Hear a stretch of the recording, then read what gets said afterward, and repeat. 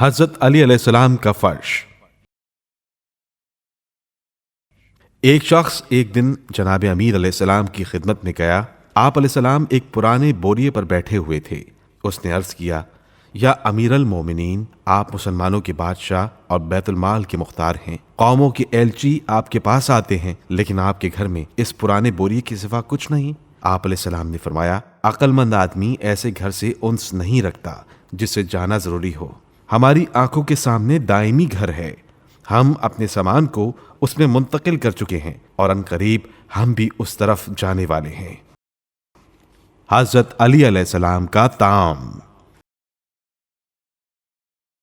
حضرت علی علیہ السلام ایسی غذا تناول کرتے تھے کہ اس سے کم درجے کا کھانا کوئی نہ کھاتا ہوگا۔ ایک شخص حضرت علی علیہ السلام کے زمانے میں عید الاضحیٰ کے دن حاضر ہوا تو آپ علیہ السلام نے حلیم یعنی کھچڑا اس کے سامنے رکھا۔ اس نے عرض کیا، امیر المومنین، آپ تو بڑے خزانے کے مالک ہیں، اگر آپ ان بتوں کے گوشت سے ہماری دعوت کرتے تو اچھا ہوتا۔ آپ علیہ السلام نے فرمایا، میں نے حضرت رسول خدا صلی اللہ علیہ وآلہ وسلم سے سنا ہے کہ حاکم کے لیے 2 پیمانوں سے زیادہ مال خدا سے لینا جائز نہیں ہے۔ ایک پیمانہ تو اپنے اور اہل و عیال کے لیے اور دوسرا اپنے مہمان کے لیے۔ سوید ابن غفلہ سے روایت ہے کہ ایک دن میں دارالامارہ میں حضرت علی علیہ السلام سے ملنے گیا تو آپ علیہ السلام کے سامنے جو کی روٹی اور ایک پیالہ دودھ کا رکھا ہوا تھا۔ روٹی ایسی خشک تھی کہ آپ علیہ السلام کبھی اسے ہاتھوں اور کبھی گھٹنوں سے دبا کر توڑتے تھے۔ مجھے یہ دیکھ کر بہت افسوس ہوا۔ میں نے آپ علیہ السلام کی کنیز فضہ سے کہا، تمہیں امام علیہ السلام کی حالت پر رحم نہیں آتا؟ کم سے کم آٹا چھان کر تو روٹی پکایا کرو، اس میں تو برابر کی بھوسی معلوم ہو رہی ہے اور ایسی سخت ہے کہ توڑنے میں دقت ہوتی ہے۔ فضہ نے جواب دیا، میں کیا کروں؟ حضرت علی علیہ السلام نے عہد لے لیا ہے کہ آٹا چھان کر روٹی نہ پکائی جائے، اگر خلاف عہد کروں تو گناہگار ہوں۔ میری باتیں سن کر آپ علیہ السلام نے فرمایا، اے ابن غفلہ، کیا کہہ رہے ہو؟ میں نے اپنی گفتگو بیان کر کے عرض کیا، امیر المومنین، اپنے حال پر رحم فرمائیے اور اتنی مشقت نہ اٹھائیے۔ فرمایا، سوید، تجھ پر افسوس ہے۔ حضرت رسول خدا صلی اللہ علیہ وآلہ وسلم اور ان کے اہل و عیال نے کبھی 3 دن برابر گیہوں کی روٹی شکم سیر ہو کر نہیں کھائی اور نہ کبھی ان کے لیے آٹا چھان کر پکایا گیا۔ میں ایک دفعہ مدینے میں سخت بھوکا تھا، مزدوری کرنے نکلا، دیکھا کہ ایک عورت مٹی کے ڈھیلوں کو بھگونا چاہتی ہے۔ میں نے اس سے مزدوری 1 ڈول کے عوض 1 کھجور طے کی اور 16 ڈول کھینچ کر اس مٹی کو بھگو دیا۔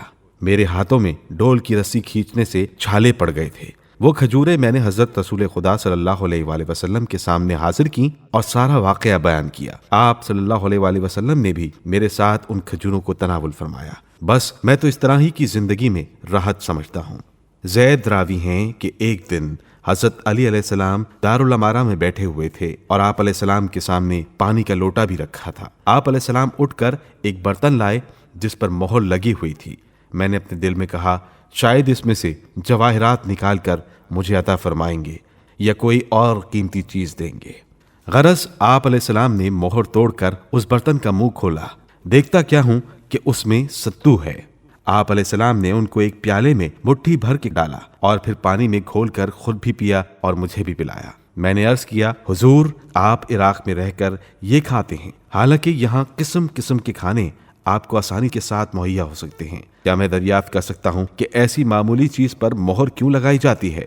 فرمایا، میں بخل کی وجہ سے ایسا نہیں کرتا، بلکہ اس لیے کہ اور کوئی چیز مثلا روغن وغیرہ اس میں نہ ملا دی جائے۔ راوی کہتا ہے، میں عید کے دن حضرت علی علیہ السلام کی خدمت میں گیا۔ آپ علیہ السلام نے میرے سامنے چمڑے کا ایک تھیلا کھولا جس میں جو کی روٹی کے خشک ٹکڑے تھے۔ آپ علیہ السلام ان کو کھانے لگے۔ میں نے عرض کیا، امیر المومنین، اس پر مہر کیوں لگائی گئی ہے؟